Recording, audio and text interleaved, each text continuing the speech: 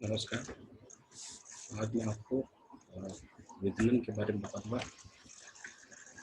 पहले अपन निषेचन के बारे में पढ़ चुके हैं, तो आज विदलन के बारे में बात करेंगे। क्योंकि विदलन जो है वो एक ऐसी प्रक्रिया है जिसमें एक कोशिकीय संरचना बहु कोशिकीय संरचना में परिवर्तित होती है। विदलन में आफ्टर फर्टिलाइजेशन, निषेचन के बाद जो युग्मक है, युग्मनज का निर्माण कर लेते हैं, जाइगोट का निर्माण कर लेते हैं। जैसे ही युग्मनज का निर्माण होता है, क्लेव्स की प्रक्रिया प्रारंभ हो जाती है। इस प्रक्रिया में लगातार विभाजन होते रहते हैं और जो विभाजन होते हैं वो समसूत्री विभाजन होते हैं। इसके कारण एक कोशिकीय जो संरचना है वो बहुकोशिकीय संरचना में परिवर्तित हो जाती है। इस संपूर्ण प्रक्रिया को, जिसमें एक कोशिकीय संरचना बहुकोशिकीय संरचना में परिवर्तित होती है, उसे विदलन कहते हैं।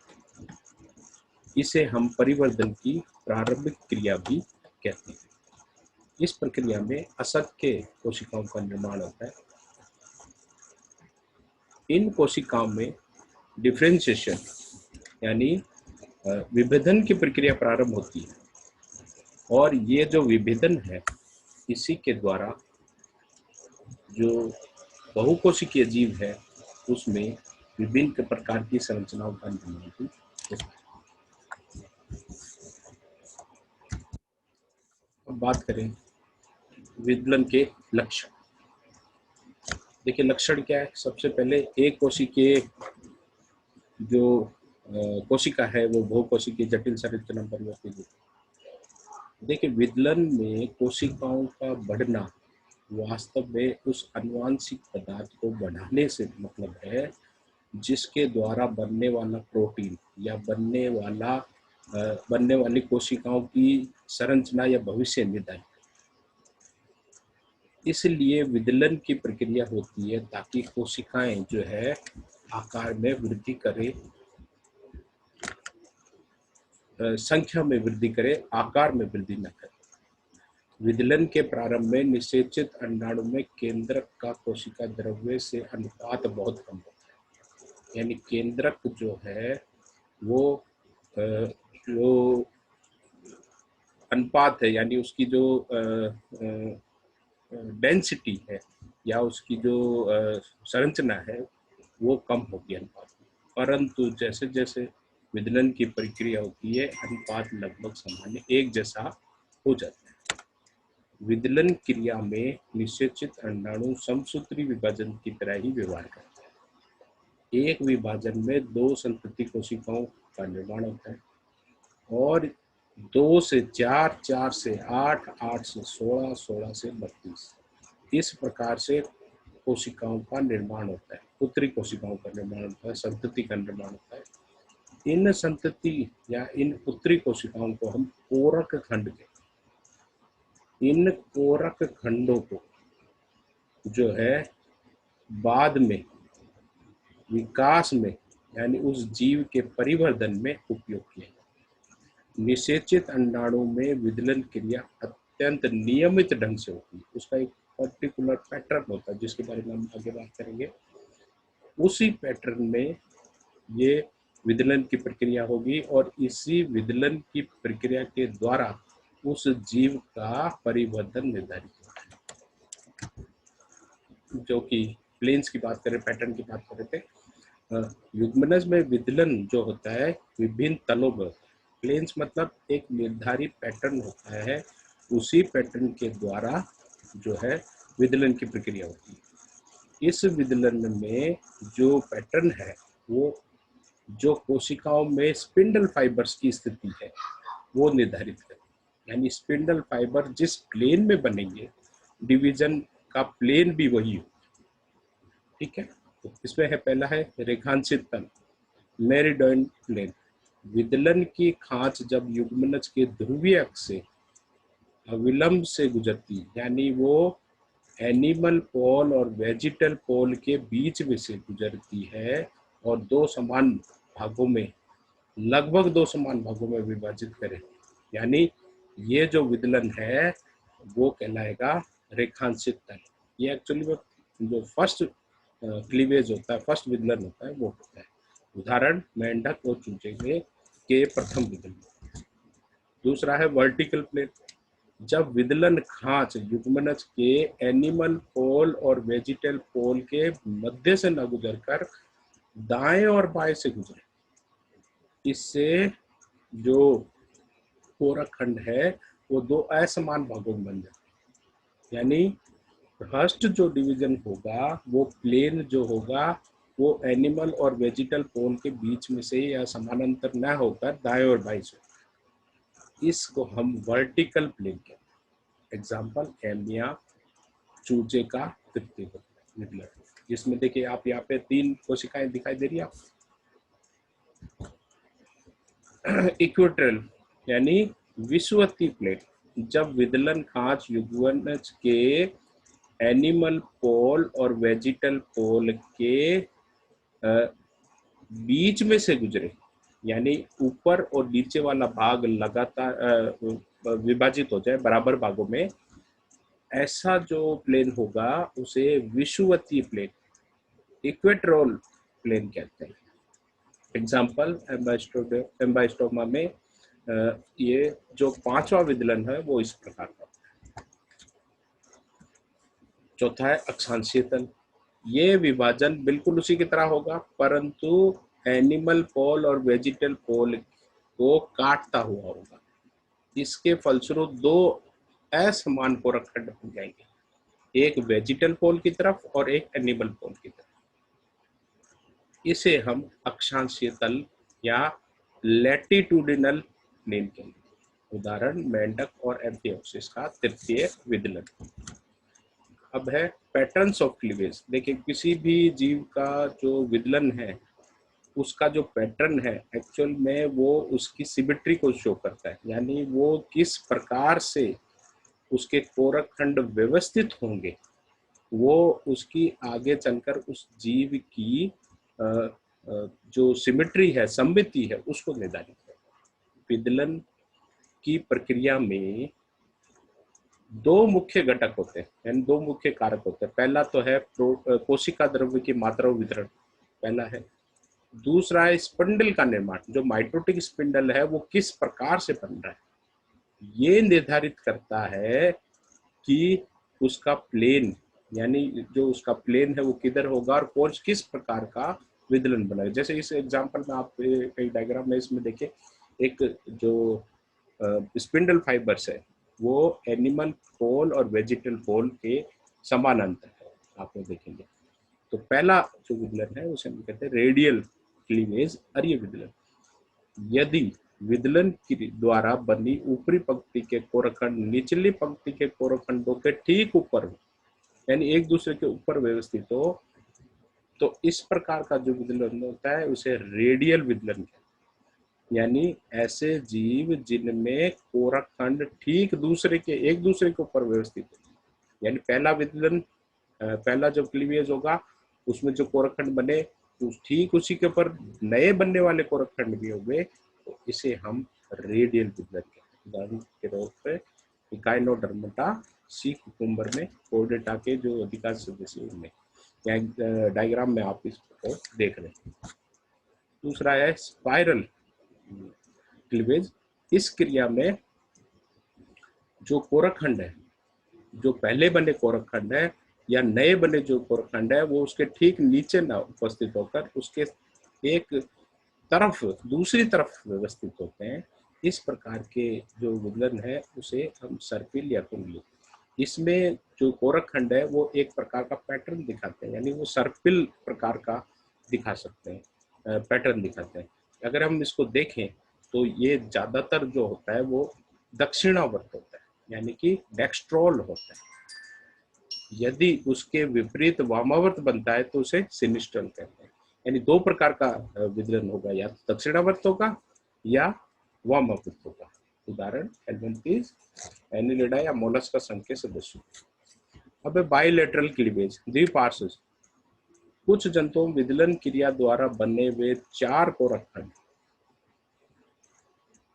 में से बड़े कोरकखंड आगे और छोटे कोरकखंड पीछे उपस्थित हो जाए तो एक प्रकार का लेटरल भाग, लेटरल सिमेट्री टाइप बन जाएगी। इसे हम द्विपार्श्व विदलन के, इसमें एक अर्धांश का निर्माण हो जाएगा, आगे बड़े पीछे छोटे। उदाहरण ट्यूनिकेट्स एंड निमेटोड्स। फिर है बायरेडियन। इस प्रकार के विदलन में प्रथम दो विदलन तो रेखांशित होते हैं, जो पहले मैंने बताए थे, एक के ऊपर एक होते हैं, परंतु तृतीय विदलन अनुलंब होता है। देखिए मैं बताता हूँ, अनुलंब इस तरह से। इसके कारण एक वक्र प्लेट का निर्माण होगा जिसमें 8 कोशिकीय भ्रूण बनते, यानी 8 कोरकखंड का निर्माण होगा, 4-4 के 2 पंक्तियों के रूप में, 4 इधर 4 उधर। उदाहरण स्थलियों में या टीनोफोर के प्राणियों में ये पाए जाएंगे। अब बात करें विदलन के प्रकार की, तो बहुत प्रकार के विदलन पाए जाते हैं। विदलन का प्रकार जो है पीतक की मात्रा और वितरण पर निर्भर करता है, परंतु विदलन जो होगा वो कोशिका द्रव्य वाले पार्ट में होगा। अब देखिए कितने प्रकार में। पहला है संपूर्ण या पूर्णभंजी विदलन।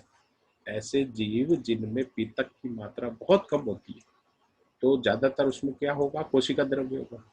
तो कोशिका द्रव्य होगा तो उसमें विदलन के द्वारा बनने वाले कोरकखंड बहुत सारे होंगे, ज्यादा होंगे, यानी पूरा संपूर्ण अंडा ही कोशिका विदलन की क्रिया में भाग लेगा। तो इसे हम पूर्णभंजी या संपूर्ण विदलन भी कहेंगे। इसे 2 प्रकार से बांटा गया है, एक तो है समान और असमान। इस प्रकार में जो अंडे होते हैं उनमें योग की मात्रा बहुत कम होती है। ऐसे अंडे जिनमें योग की मात्रा कम होती है माइक्रोलेसिथल भी कहते हैं।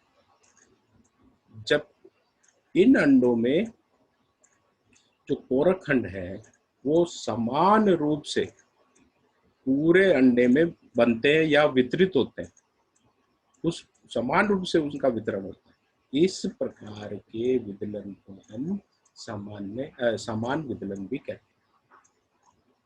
हैं। उदाहरण के तौर पर एल्केनोसिस। दूसरा है होलोब्लास्टिक। इस प्रकार का जो होता है उसमें क्या होता है कि जो यौग है वो जो होता है बहुत कम होता है, मध्य में उपस्थित होता है, तो कोशिका द्रव्य उसके चारों ओर उपस्थित होता है, जिसके कारण जो विदलन होगा उसमें होगा। इसमें जो कोरकखंड है वो ज्यादातर असमान प्रकार के होते हैं। इसमें जो कोरकखंड होते हैं वो असमान होते हैं। इनमें 2 प्रकार के कोरकखंड पाए जाते हैं, बड़े साइज के जिनको हम वृहद कोरकखंड कहते हैं, और जो छोटे साइज के होते हैं उन्हें लघु कोरकखंड यानी माइक्रोमियर्स और मेगामियर्स। अंशवंशी। इसमें पीतक की मात्रा बहुत ज्यादा होती है, यानी कुछ अंडों में पीतक की मात्रा ज्यादा होगी, तो जिनमें पीतक की मात्रा ज्यादा होगी और कोशिका द्रव्य कम होगा उनमें जो कोरकखंड है यानी विदलन की जो प्रक्रिया है, तो जहां पर कोशिका द्रव्य उपस्थित है उसी जगह पे, इसको हम अंशभंजी विदलन मीरोब्लास्टिक क्लीवेज कहते हैं। तीसरा है डिस्कॉइडल विम्बाब। इसमें जो कोशिका द्रव्य है यानी पीतक की मात्रा इतनी ज्यादा होती है कि कोशिका द्रव्य एक डिस्क के रूप में अंडे में उपस्थित है, यानी एक जगह पे उपस्थित है। तो जो विदलन है तो जब वो कोशिका द्रव्य में संपन्न होगा, तो जब हम उस अंडे को देखेंगे तो ये लगेगा कि एक डिस्क के फॉर्म में ही कोरकखंड उपस्थित है, बाकी में यौग उपस्थित है। तो ऐसे जो कोरकखंड होते हैं उन्हें हम डिस्कॉइडल या बिम्बाब विदलन कहते हैं। इसमें क्या होता है, एक जो कोशिकाएं हैं वो एक लेयर के रूप में उपस्थित हो जाती है पूरे अंडे में, तो एक प्रकार की लेयरिंग का निर्माण हो जाता है।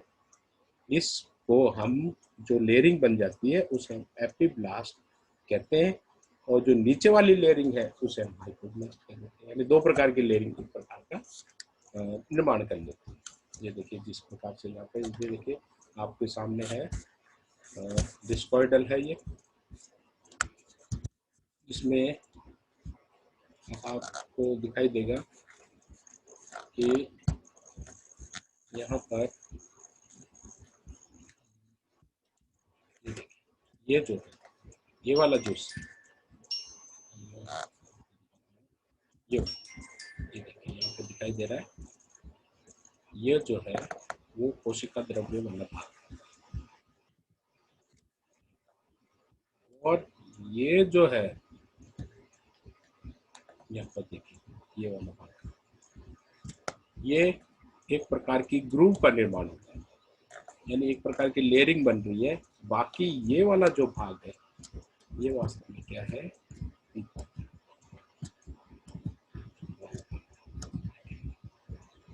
ये पित्तल। यहाँ पर देखिए ग्रेवी ग्रूव का निर्माण।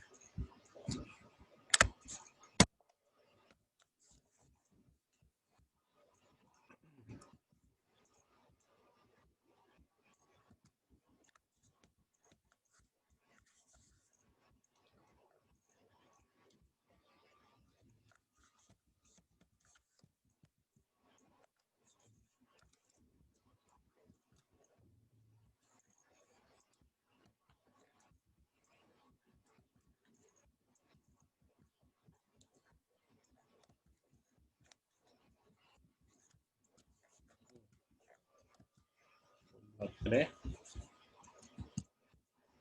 सतही अंश विदलन की, तो सुपरफिशियल देखिए जी, कुछ अंडे ऐसे होते हैं जिनमें कोशिका द्रव्य की मात्रा केवल पेरिफेरल पे यानी परिधि में होती है, बाकी में कोशिका पीतक उपस्थित होता है।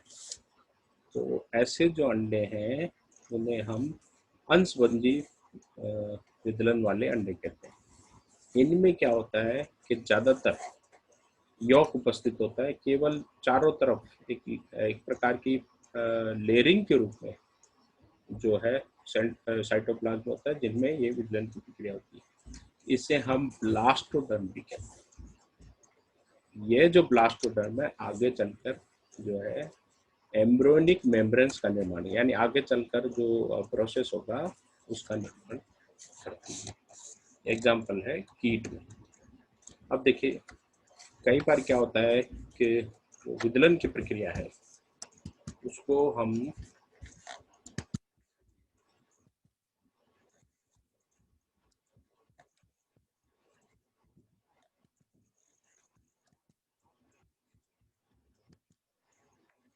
जो प्रक्रिया है उसको दो श्रेणियों में बांट सकते हैं। कैसे बांटेंगे? दो श्रेणी बांट सकते हैं। किस आधार पर? विदलन के बने हुए कोरक खंडों की भविष्य के आधार। देखिए दो प्रकार के विदलन हम विभाजित कर सकते हैं। पहला है निश्चित विदलन यानी मोज़ेक विदलन। इस प्रकार का जो विदलन होता है उसमें कोरक खंडों का जो भाग्य है, फेट है, यानी जो भविष्य है वो पहले से होता है। इसमें बनने वाले जो कोरक खंड है उनमें से हर कोरक खंड का बनना और उससे बनने वाले अंग का बनना निश्चित होता है। यानी कि जिस कोरक खंड एक तरह से वो नंबरिंग होती है कि भाई यहाँ इससे ये बनेगा, ये इससे बनेगा। अगर उनमें से एक भी कोरक खंड को निकाल लिया जाए तो क्या होगा? उस जो भ्रूण है, उस अंडे से जो बनने वाला भ्रूण है उसमें उस ऑर्गन का अभाव हो जाएगा, अंग का अभाव। ऐसे जो विदलन होते हैं उसे मोज़ेक क्लीवेज या निश्चित विदलन कहते हैं। इसमें हर कोरखंड का जो भविष्य है निर्धारित रहता है। दूसरा अनिश्चित विदलन। इस प्रकार के विदलन में किसी भी कोरखंड का भाग्य निश्चित नहीं होता है, यानी किसी भी कोरखंड को अगर भ्रूण में से निकाल लिया जाए, विदलन के दौरान निकाल लिया जाए, तो भी पूरा का पूरा भ्रूण का निर्माण हो जाएगा, उसमें किसी अंग की कोई कमी नहीं रहेगी। इसे हम अनिश्चित विदलन। Thank you so much. अगली बार हम फिर नेक्स्ट टॉपिक लेके आपके सामने आएंगे। धन्यवाद।